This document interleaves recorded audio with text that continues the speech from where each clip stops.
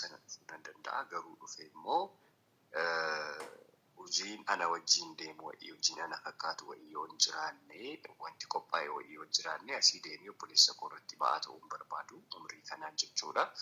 Obbolaayikaan nama barateedha. Nama waan hedduu adda baasee beekuudha maal carraa kan waan argameef fiigee bahuu qofa otoo hin taane achi yoon dhaqe maal hojjechuu danda'a maaltu na baasa maaltu ana wajjin godha isii diriimii wayii qabaan laayik abjuu wayii qaba. Abjuu koo sana wajjin wanti deemu jiraahi achi waan jedhu wayirra dhaabbadheen immoo carraa isaa jiru sana kan hin fashalsee sarara darbee immoo amma dhufuudhaaf kompiitarii salphumatti obboleessa koos rakkisuu hin barbaadu. Innis jireenya mataa isaa gaggeessaa jira. Hojiilee hedduudha kan inni hojjechaa jiru. Anamatti dhufuudhaaf maallaqa hin qabu walumaa galatti otoon ba'ee baay'ee natti tola silaati. Kanaaf ammatti wanti jiru anaaf xinnoo mijataa waan hin taaneefi kanaaf hin garas dhufuudhaaf humna hin qabu ammatti siin jechuu barbaadeen jechuudha.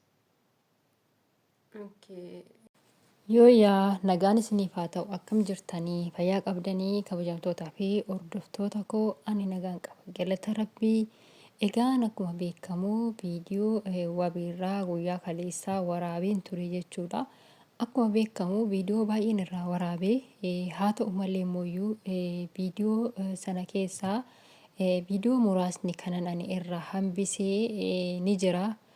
Akkasuma viidiyoo muraasna kan wabiin akkanan hin gallakkisne na dhoorkellee hin jira. Akkuma argitan daqiiqaa meeqa akkan wajjiniin haasa'ee argitanii jirtu jechuudha. Daqiiqaa baay'een waliin haasa'ee ture wantoota jiru hunda isaa gaafadheeniin ture jechuudha. Ani garuu odoon viidiyoo sana gadi lakkisee natti tolaa ture. Inni immoo viidiyoon sun akka gadi lakkifamne haala jireenya kootiifis baay'ee rakkisaadha. Wantootni gallakkifadhullee siin jedhee siif eeyyamu yoo jiraate kana naan jedhee raawwatee bakkeeta silaa itti gallakkisuu qabu sana naaf himi jechuudha. Kanaafiyyuu bakkee dubbii wantoota adda addaa gaafin gaafadhe keessatti waan hunda ifa godhee raawwatee naa himee jira jechuudha. Ammas viidiyoonni baay'eetu jira. Namoonni baay'een keessa maaliif kolfitaa naan jettanii turtanii viidiyoo kaleessatti irratti. Viidiyoo kana amma ani isa faana kanan haasa'anii jiru sagalee isaa jalaa balleesseen jira jechuudha. Sagalee kan biraa irratti qabaatee jira amma. Maaliif isinitti fakkaate yaa obboloota koo yeroo tokko waan gaarii namaaf yaanu nutti fakkaatee raawwate nama sanarratti wantoota haalan ulfaataa ta'e tokko waan irratti fiduu hojjetuu dandeenya.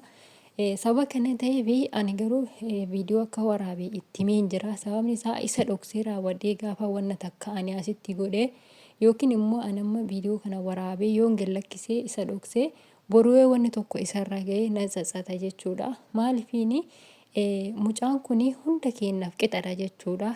Har'a wanti tokko yoo isarra ga'ee har'a yoo miidhamne takka isarra ga'e qixxee nuti miidhamneetidha.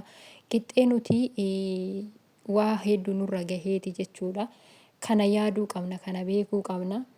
Kanaafiyyuu jechuudha wanti ani sagalee isaa jalaa balleessee viidiyoo kana ofii kootii sagalee kana irratti isin waraabuu jiruuf waan kanaafi jechuudha. Kanatti aansee viidiyoon ammayyuu viidiyoo daqiiqaa 10 qubna garaan waa'ee ayyuuti irratti kanan gaafadhee inni deebii naaf kenne hin jira waan ta'eef viidiyoo kanatti aansee kan isin dhaggeeffattanii sagalee dhuma isaatii waa'ee ayyuuti irratti dhaabatee wantoota waa'ee haala jireenya keessa jiraataa jiruutirree ammaaf maal akka ta'aa jiru maal keessa akka jiru eessa akka jiraataa jiru haalli inni keessa itti jiru maal akka ta'e hunda isaa naaf dubbatee jira jechuudha. Viidiyoo kana keessaa dhaga'uu dandeessanii maaliif kolfita sanaan jettaniif jechoota inni naan jechaa turetuyyuu waan nama kofalchiisudha. Kanaaf malee ani ayyuun baduu isheetii fi akkasuma wantoonni kun isaan irra ga'uu isaaniitiif wanti isatti gammadee yookiin waanan kolfee hin qabu jechuudha. Kan na kofalchiise jechoota isaa inni wanta tokko naan jedhu na kofalchiise. Kanaaf yoo natti qabamtan immoo dhiifama wanti nani kolfeef kanaafini isiniin jechuu barbaadetanii turtiin keessanii sagaleedhuma isaa waliin haa ta'uun isiniin jedha. Walumaan dhaggeeffannaa maal keessa akka jiru haala maaliitirraa akka jiru sagalee isaa wajjinumaan dhaggeeffannaa turtiin keessan sagalee isaa waliin haa ta'u. Dhugaadhuma badde. Yeroo baay'ee akkam taasisti fakkaate jireenyi gara sooshaal miidiyaatti fiddu kuni hundi isaayyuu soba ta'a.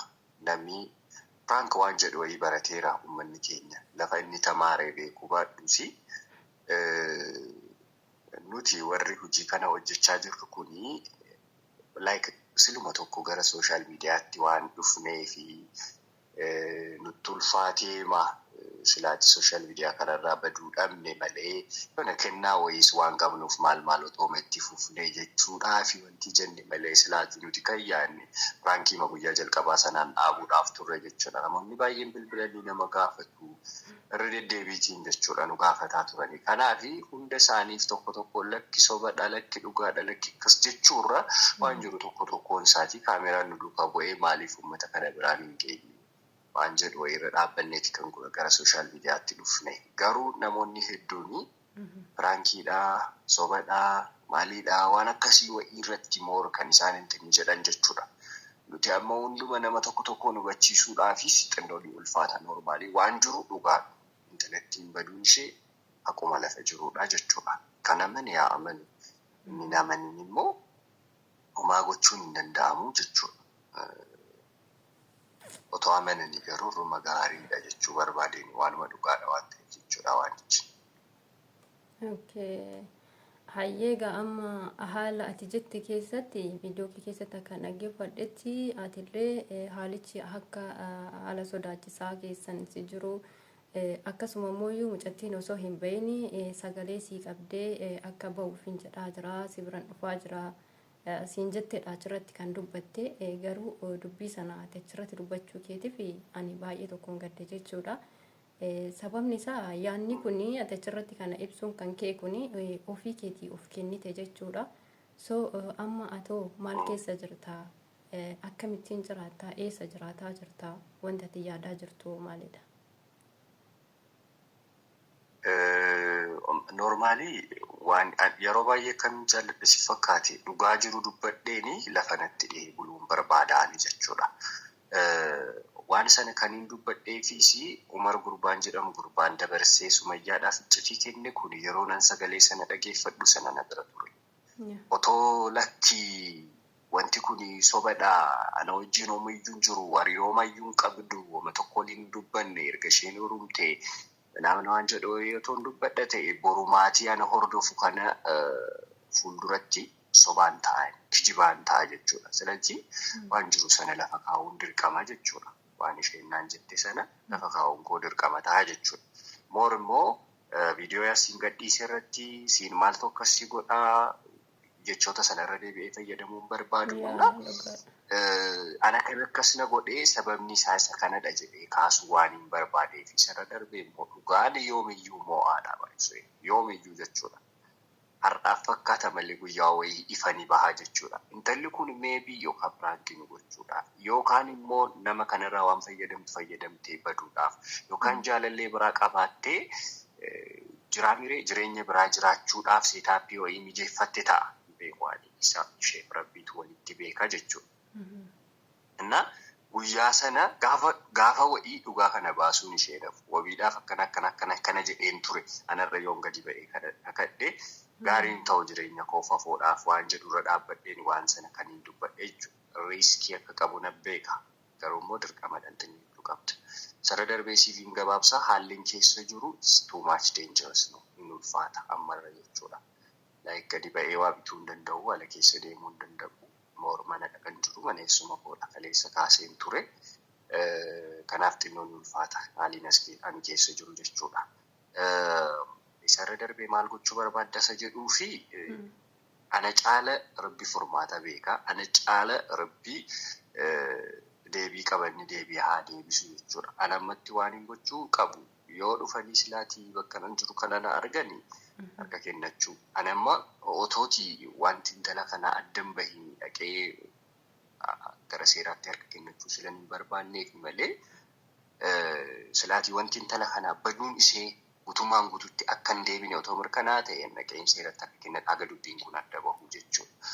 Garuu immoo ammatti ani bakka jiru turuudha isa booda intalattii barbaadanii yoo argamteerti yoo argamne gara sanaa waan furmaata ta'a jedhutti deemuudha jechuudha. Anammaaf eeguudhuma waanuma jiru ofirratti eeguudha. tokko argamuu intalatti lammaffaa immoo seerri maal jedha waan jedhu wayii hordofsiisuudha.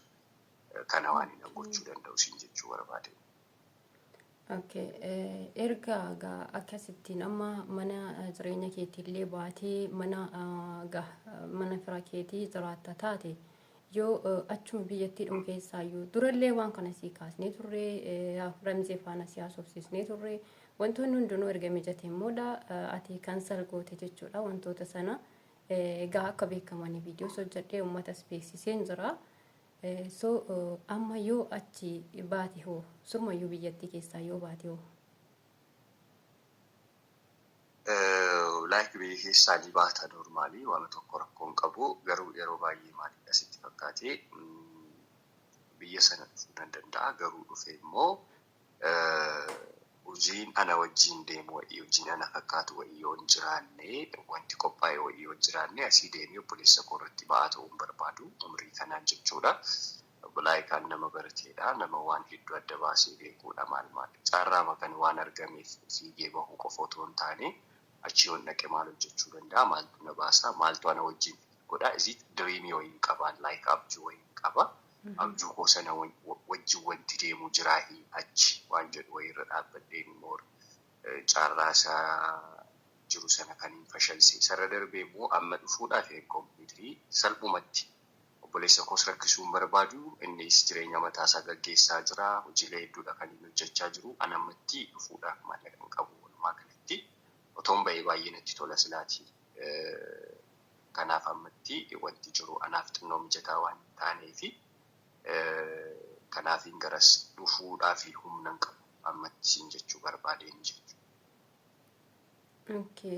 Yaa haalli hojii kan kootii fi wantoonni biyya sana keessatti argamu yookiin ana faana deemuu dhiisuu danda'a.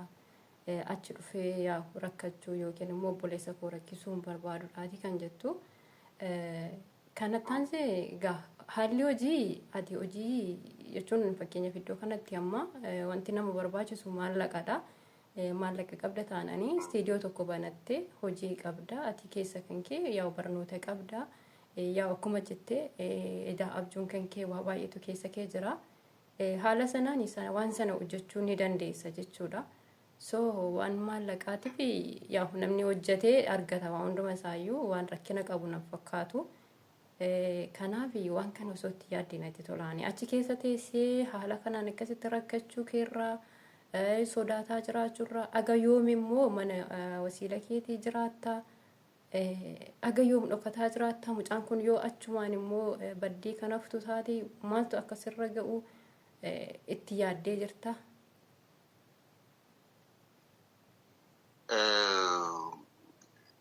Yaaduu hafeen miti normaalii yeroo tokko atitti yaaddee miti.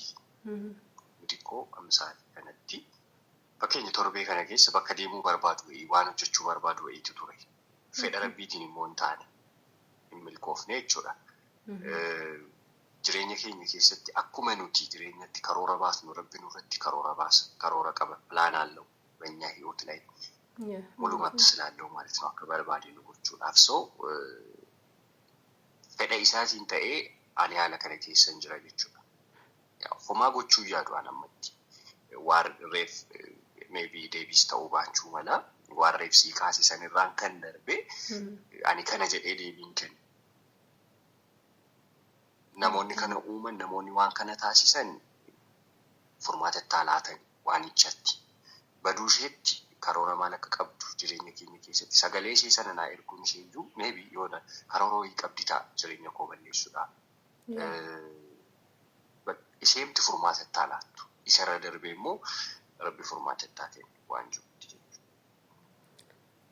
Ishi bakka waa baay'ee si gaafadheen jiraaga furmaanni naa kennite tokkollee waan jiru miti wanti hundinuu achumaa naa deddeebiste egaa otoo itti yaaddee kanaaf gaarii natti fakkaate jechuudha jechuun anis bakka hedduu takka dhibbataa jira namni bakka kanatti.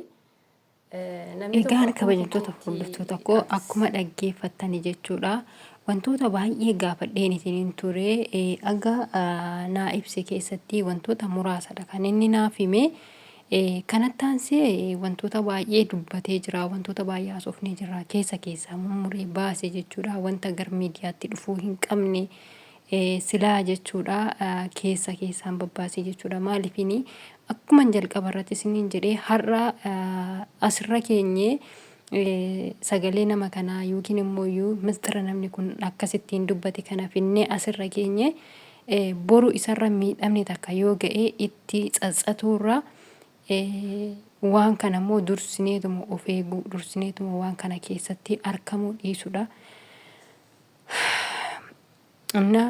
Akkas isiniin jedha baay'ee takka dhiphina guddaa takka keessadha kan inni jiru.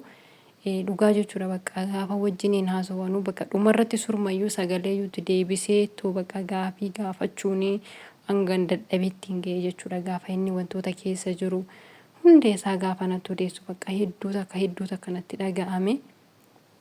Akkasii isiniin jedha kabajamtoota hordoftoota koo bakka jirtanitti hundi keessanuu du'aayii godhaafidha. Akka amantaa keessanitti warri kiristaanaa salootii godhaa, warri musliimas immoo du'aayii godhaafidha. Bakka jirtanitti obboleessa keenya kanaa fi akkasuma ayyuullee akka rabbiin ishee naannessee ishee deebisuu du'aayii godhaafi isiniin jedha. Kanaafuu nagaan naaf tura. Hedduu takka natti dhaga'ame dhugaa dubbachuudha bakka seenaa hedduu takka haasa'ee hedduu na gaddisiise. Wanti goonumtuu hin jiru rabbi isa waliin haa ta'u. Akkasitti kabajamtoota hordoftoota koo du'aayii godhaafidha. Du'aayii godhaafi hundi keessanuu.